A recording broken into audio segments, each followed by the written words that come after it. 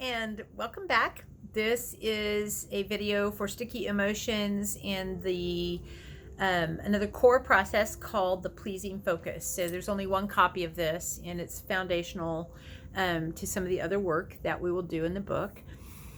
And so you'll notice it's divided into 4 quadrants, and the book explains to fill the quadrants out first. Do not go on and read the other information until you filled out the quadrants, so that your content in each of the quadrants is not influenced by the explanation. And so I'm going to be giving all that information. So if you, it's really important that you pause the video and do the sections of the quadrant along with me and not watch the video straight through, because I really don't want to influence how you fill out the quadrants. So here's just an example. These are drawn from things I have commonly heard. I've been doing this exercise with clients for about 10 years. And so I've kind of seen patterns in the language that's used to fill in each of these areas. So I've just pulled from those examples. You're going to come up with your own words. Again, I don't want to influence how you fill these out. So the first section, the top left quadrant, is the positive result of a focus on pleasing and peacekeeping.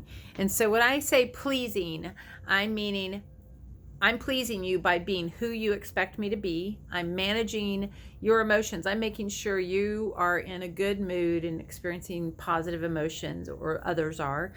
And I am creating a pleasing experience, like a host or hostess, like everybody's pleased with how things are going, with what the experience of being together is like.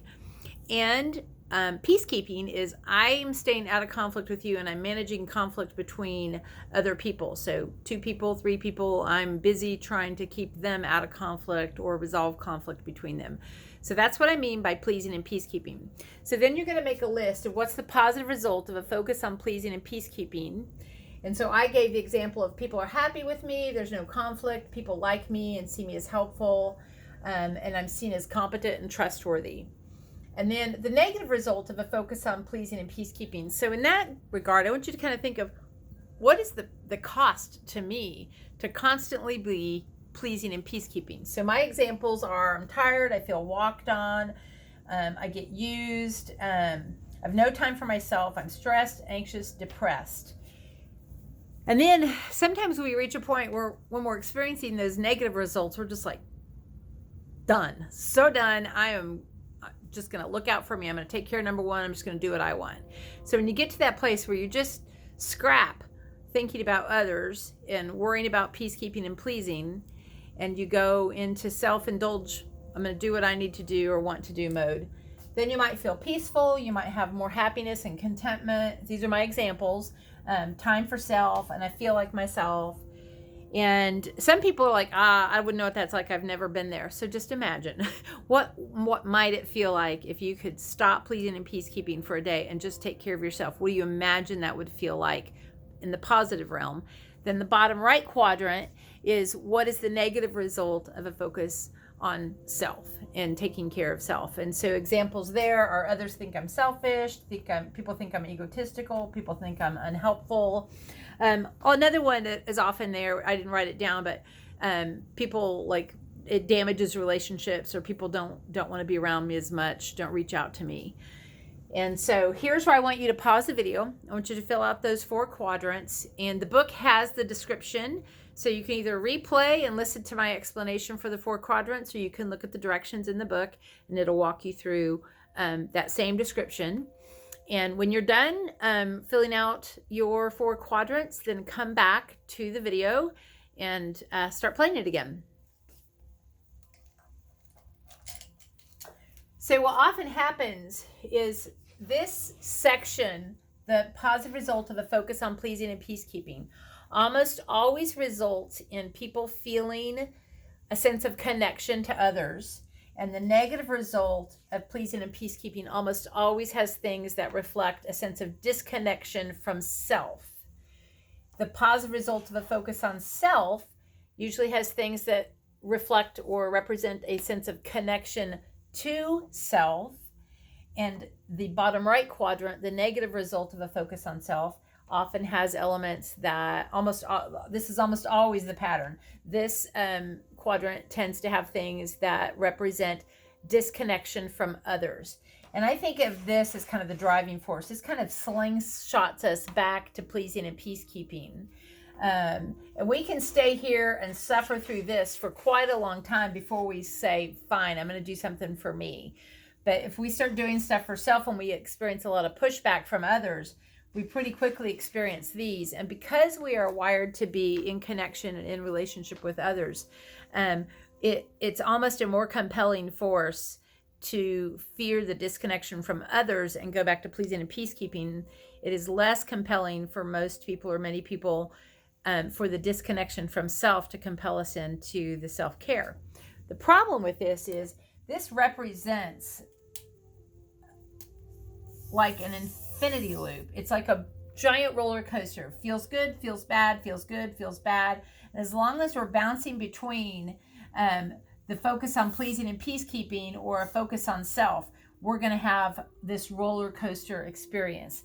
And this is superfood for anxiety and really for depression too, but especially it's superfood for anxiety when you're caught in that pleasing and peacekeeping cycle and bouncing between the two, or constantly stuck here and experiencing these things is still an up-down roller coaster experience that doesn't stop. And even if you never get to the fine, I'm going to take care of me place, this up-down experience, or constantly being down and torn and split between people when you're trying to peacekeep, especially, or please two different people and what they want is different, and you're in a lose-win or a lose-lose situation. So just take note of that. And then what I want to do is help you understand how we get out of this pleasing and peacekeeping place. So the first thing is that instead of bouncing between the two, like that is no longer what we're doing. We're going to practice, it's like having our feet in both camps of self-care and care for others at the same time. So you're not bouncing, you're not going this, that. You're just being, and it switches from pleasing and peacekeeping, or screw it, I'm going to take care of me, to at the same time, I have care and concern for others and care and concern for self. And I practice those in tandem. Now, it's not always like equal measure, but they're both occurring at the same time. And in order to do that, it's a balance between the two. And to do that, you have to set boundaries. And boundaries feel risky. First, you have to communicate them. And then you have to experience others' response to them. So if I'm communicating a boundary, somebody could give me pushback. Or they could start to tell me that in some way I am not my wanted identities, or that I am an unwanted identity. And that pushback is very painful. So a lot of times we can experience some of these things when we're not doing the flip-flop between the two and we're just setting a boundary. But the difference is that you can look at yourself and go, no, I know that I'm not being selfish. I know that I'm having care and concern for others and myself at the same time. And so you can kind of ignore and like, whoop, here's the boundary. I'm not going to hear or absorb. I can observe and not absorb those negative words. I'm not Velcro. They're not sticking. And the reason, when it comes to taking our risk, we'll do that better. We'll feel like we have the right to take that risk and set that boundary if we know our worth. And our worth can come from many places. For people of faith, it often comes from how they see themselves in their faith. So for Christianity, as a child of God, that can be a place where you get your worth from. Also, your wanted identities and those daily intentions and reflections. So when you can see yourself as being that person that you want to be, then you can own your worth. And then you can take the risk to set the boundary to get out of this, off this roller coaster, so that you're no longer feeding depression and anxiety with this ravenous appetite, and you can start to live a life that's more balanced, that doesn't put you in a position to be responsible for others' relationships or others' emotions, and you will step more into your authenticity. And sometimes the other risk is that it can change some relationships. So we may lose some relationships because if we're claiming our authenticity and we're not pleasing and peacekeeping, some people, they never got to see the real authentic us, me, and so they will back away from the relationship because they wanted to be in a relationship with a pleasing, peacekeeping person. And when we want to be authentic and not put ourselves in that position, as we step closer and closer to our authenticity, then we draw to us the people who are attracted to who we authentically are. And so there can be some transition that may involve some emotional discomfort or grief. And that, if that's happening, that's often a sign that maybe some therapy would be helpful. But there are other processes in the book that will also help you with that. So that is it for this part of the video. There are some journal reflection prompts and space in the book, so I encourage you to look at that. I don't think I need to explain those, but I hope that this has been helpful, and I will see you back. We're going to do the trust process next, and then we'll move on to the other exercises in the book. Thanks.